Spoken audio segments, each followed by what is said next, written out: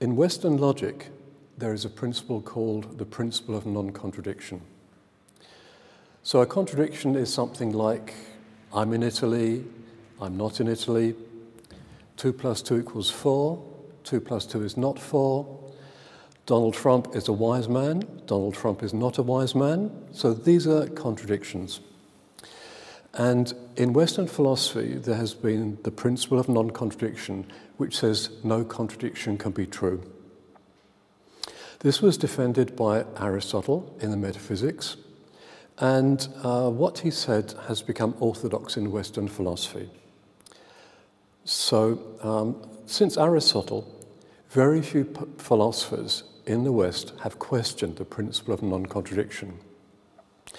There are a few exceptions, such as Hegel, but he stands out. So most Western philosophers have simply assumed the principle of non-contradiction.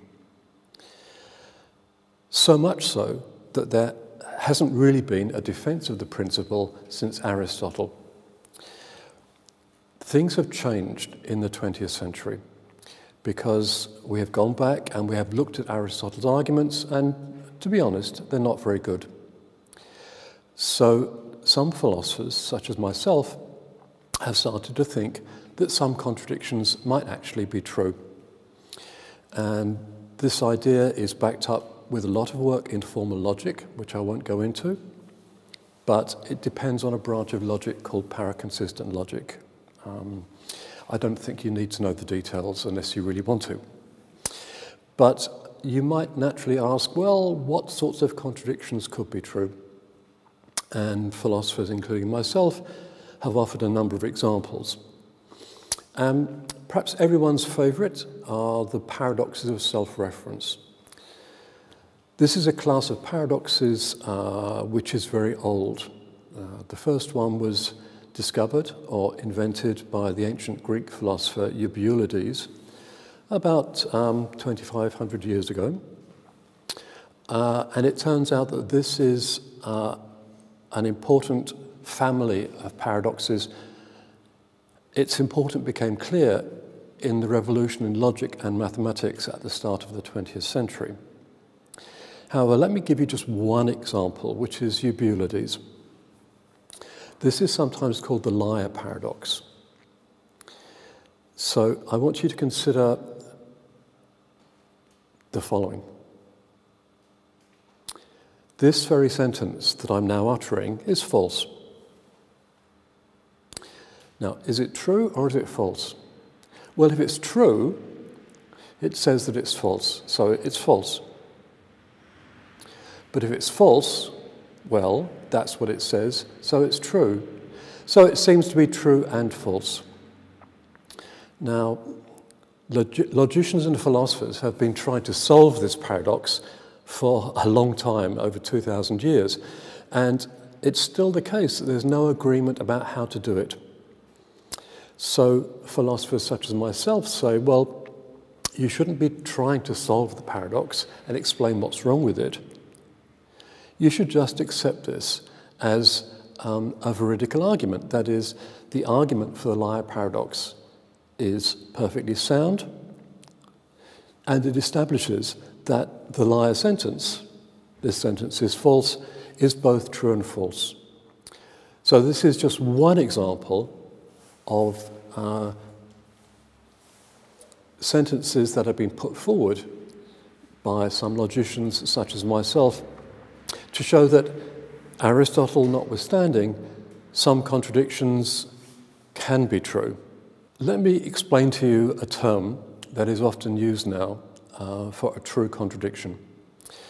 It's a neologism, it's a made-up word, but the word is dialetheia, a two-way truth, something that is true and false. So a dialetheia is a true contradiction, and dialetheism is the view that some contradictions are true, that is, there are some dialetheias. Now, a moment ago, I gave you an example of one possible example of a dialetheia. This is the liar paradox. That may sound rather like a logician's game. Well, perhaps it is. There are other examples. Let me turn to these in a minute. But before I do that, let me say a little bit more about the logic which you need if you're a dialetheist. So if you ask a modern Western philosopher why contradictions can't be true, they won't give you Aristotle's arguments. What they will tell you is that if a contradiction is true, everything follows. So if a contradiction is true, everything is true. This is a principle sometimes called explosion. The medieval name is ex falso quodlibet sequitur. Everything follows from a contradiction. But nowadays we usually call it explosion because it says that once you have inconsistent information, it explodes and everything follows. Now, dialetheists think that some contradictions are true. They don't think that everything is true. That's a quite different view, and that's pretty crazy, okay? So dialetheists do not want to hold that everything is true. This is a view called trivialism, that the world is trivial, everything is the case. So a paraconsistent, a dialetheist cannot accept the principle of explosion. And in the second half of the 20th century, we saw a number of logics developed in which explosion is not valid. So let me say a little bit about the history of explosion, because if you have never met the principle before, it may sound very strange.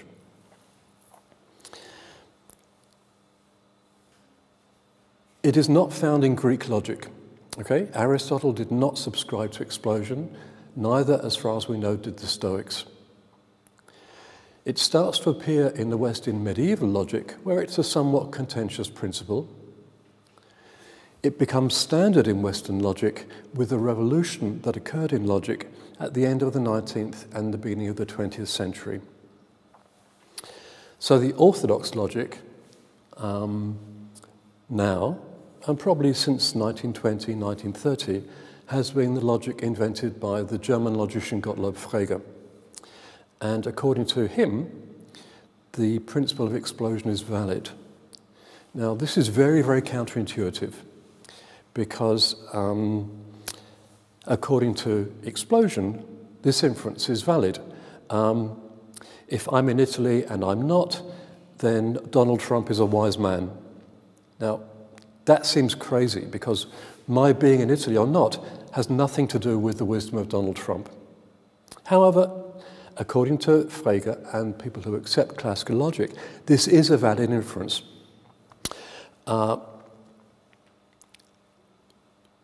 It's valid in classical logic vacuously, which means that you can't have a counterexample. So a valid inference is one where the premises can't be true and the conclusion not true. All right. Well, if the premise is a contradiction, then assuming the law of non-contradiction, it can't be true. So there can't be a counterexample to explosion. There can't be a situation where the premise is true and the conclusion is not. So, as I say, logicians sometimes call this vacuous validity. But it's clear that if you're a dialetheist, you cannot subscribe to the principle of explosion for the reasons I've given, and if there are true contradictions, they're going to provide counterexamples to explosion. So dialetheists not only require a paraconsistent logic, but dialetheism motivates a paraconsistent logic. And as I said earlier, in the second half of the 20th century, we now know a lot about paraconsistent logics. We know their mathematics. We know their axiomatics. We know their model theory, their algebraizations. So this is a formal branch of logic which is under very good formal control. That doesn't affect the philosophical issue, but it just says that technically everything is fine. So that is a very short story about explosion and paraconsistent logic and why it's important. So let us come back to the question of some possible examples of dialetheias. And I gave you the example of the liar paradox. But let me give you some examples with more philosophical interest if you're not a logician. I mean, things like the liar paradox interest me and a lot of logicians, but I guess they're not so interesting to people who work outside logic and mathematics. So let me note that all examples are contentious. People argue about these things, but let me give you a couple of possible examples.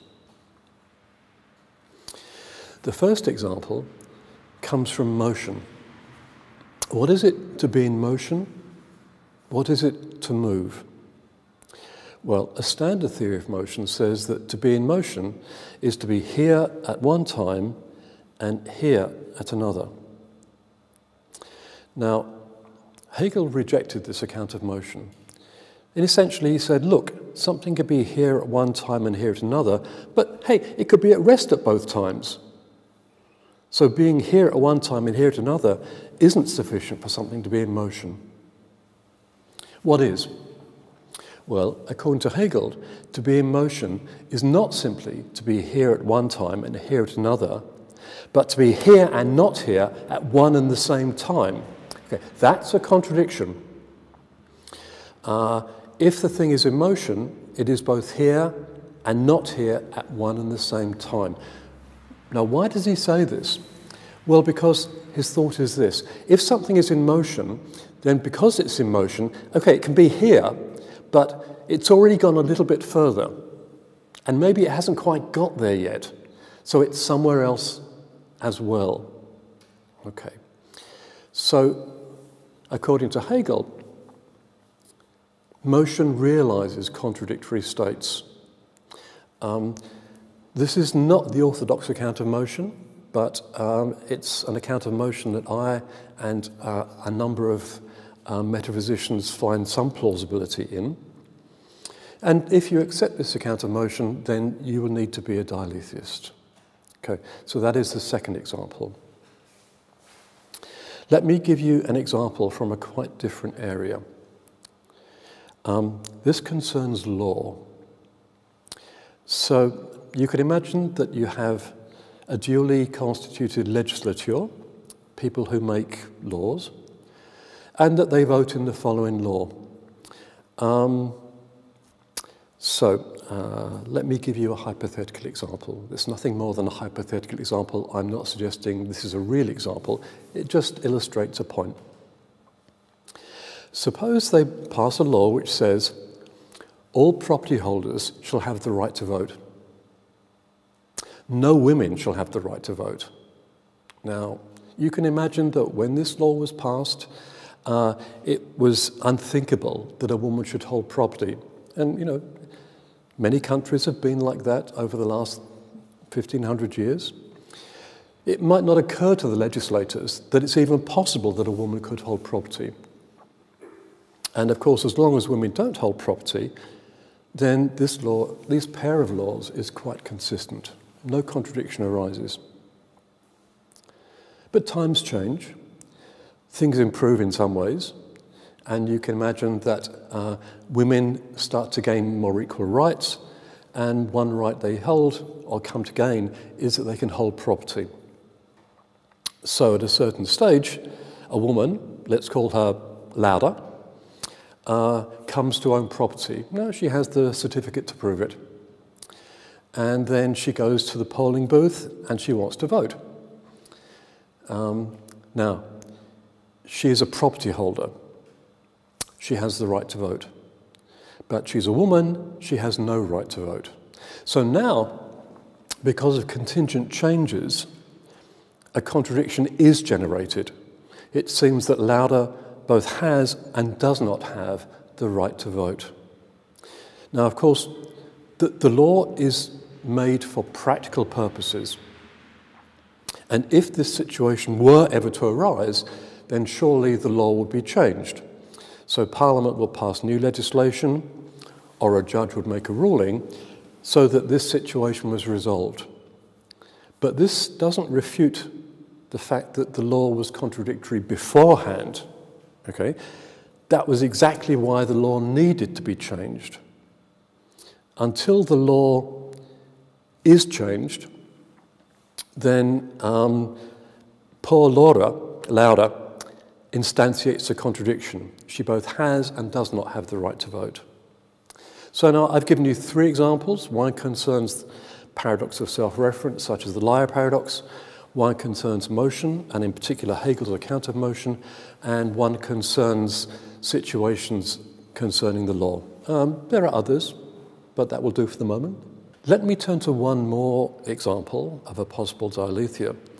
And this one concerns the history of philosophy. There's a certain phenomenon, and you get that in the history of philosophy, both East and West, where a philosopher thinks that there are limits to the things that can be described or conceived. So there are things which cannot be talked about. They're ineffable. The problem is that, of course, if you're talking about something, it can't be ineffable. And many of these philosophers not only think there is something that's ineffable, they explain why. And if they explain why something is ineffable, they have to talk about it. So here we have a putative contradiction. Something is ineffable, but you can talk about it because, hey, I'm talking about it. Now, as I say, this situation arises often in the history of Western philosophy. So, Orthodox Christianity said that God is ineffable because God transcends human categories. The Neoplatonists, such as Plotinus, said that one is ineffable because it's the ground of all being, so it can't be talked about. Kant says that you can't talk about noumena because you can't apply the categories to them. Wittgenstein in the Tractatus says that form is what binds objects together in a state of affairs, but form is not an object, so you can't talk about it. Heidegger says that being, what it is to be, is not itself a being, but to say anything about being, you have to treat it as a being. You have to say being is so-and-so.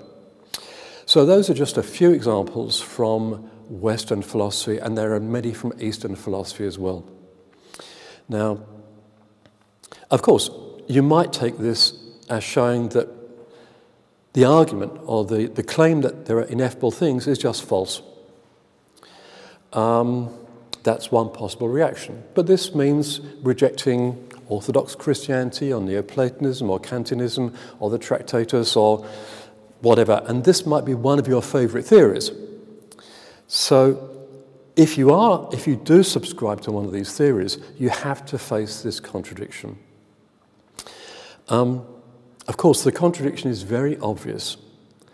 And many of the philosophers who found themselves in this situation try to talk themselves out of it. So, for example, a standard move in Orthodox theology is that when we talk about God, we're not speaking literally, but we are applying words by analogy. So when we talk of God, we're applying words by analogy. Okay, think about it for a moment. What have I just said? I've just said if you're talking about God, you're applying words by analogy. That's not meant to be an analogical claim, okay? I'm not saying you apply these words analogously. I'm just saying you apply these words analogously, and I'm talking about God. Okay, so there are many ways in which you can try to get out of this contradiction. I'm not going to review all the possibilities here. There are many. But if you're in this situation, then if you're a dialetheist, there is another possibility, namely that the contradiction that you can talk about some things that are ineffable is true. So you might put it this way. There is the things you can describe, the things you can't describe, and then on the boundary where you want to draw the distinction between what's describable and what's not describable, there are these strange things that can and cannot be described. So the boundary between the effable and the ineffable is a contradictory boundary. Boundaries are strange things because almost by definition, boundaries are contradictory. Because a boundary is something that separates two things. But a boundary is also something that joins two things. Well, okay, that at least sounds like a contradiction. So the thought that the boundary between the effable and ineffable is a contradictory boundary is perhaps not such a strange thought. I'm recording this in Brescia, and I'm here at a conference in honor of Brescia's favorite philosophical son, Emanuele Severino. And it's a great honor for me to be here to celebrate the work of this really important Italian philosopher. Severino's philosophy is broad and profound, but at the core of it is the thought that nothing changes. This is a very counterintuitive thought. So in the history of philosophy, the ancient Greek, Italian philosopher Parmenides is famous for arguing that there can be no change. And Emanuele Severino, Professor Severino, has taken this idea and developed it into a much, much more sophisticated philosophy. It's very counterintuitive. We do think that things change. So in 2014, I think it's true to say that Donald Trump was not the President of the United States. Now, in 2018, Donald Trump is the President of the United States. So this looks like a change, and to be honest, a change that is not for the better. However, it's a change. So the view that there is no change is a very, very counterintuitive view, but Professor Severino has done much to motivate this view and explore its consequences in many different areas. How is this relevant to the principle of non-contradiction? Well, Professor Severino subscribes to the principle of non-contradiction, and he argues that change, if it were to occur, would violate this principle. Now, he has many interesting arguments for this, and I'm not going to go into them, but he takes it that the law of non-contradiction implies that there is no change. Now, you can see, if you do not subscribe to the law of non-contradiction, you cannot use this as an argument. There could be other arguments, this is certainly true, but if you are a dialetheist, you won't be able to accept one of Professor Severino's major arguments. There may be others. And as a dialetheist, it is primarily this aspect of his thought which interests me. I said just now that since Aristotle, very few philosophers have attempted an extended defense of the principle of non-contradiction.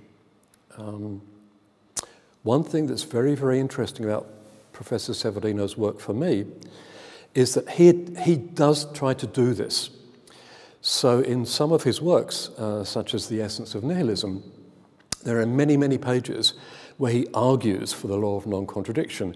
And I think he's probably the first philosopher in the history of Western philosophy since Aristotle to do this. So this makes his arguments very interesting for me. So that is why I'm particularly engaged with the work of Professor Severino. Of course, from what I have said, it's clear that I disagree with some things that Professor Severino does. But then it's not unusual for philosophers to disagree.